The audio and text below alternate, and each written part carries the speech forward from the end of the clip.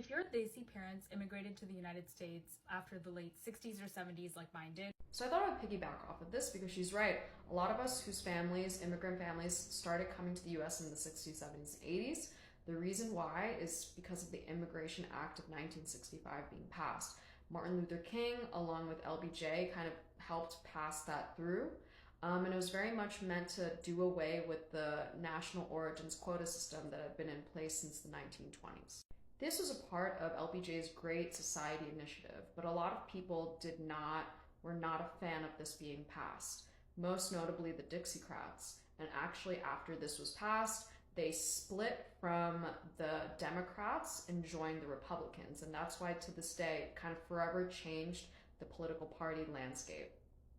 So one of the things that the US did to sort of filter through the types of immigrants that would come is that they would give green cards upon arrival to folks with medical degrees, doctors, nurses. So that's why a lot of people during this time period have medical degrees. There was also a loophole.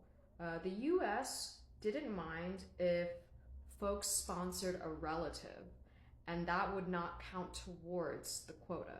And during this time, it was quite common to see South Asians come from large families. My dad came from one of 11, my mom came up from one of 7. So then what ended up happening was sort of this like trickle down process where like relative after relative was just kind of sponsoring one another. So that's kind of what helped bring in these waves of immigrants. LBJ, I promised that there wouldn't be much change to the American people, but he either foresaw this and ignored this or really didn't know, because what ended up happening is this gave way to the largest immigration wave in modern American history.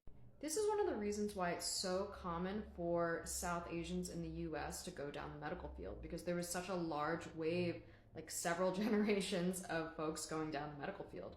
I'm thinking of other regions, this is not as common, like the UK. I have a lot of family there and no one went down the medical field, but in the US, it's super common.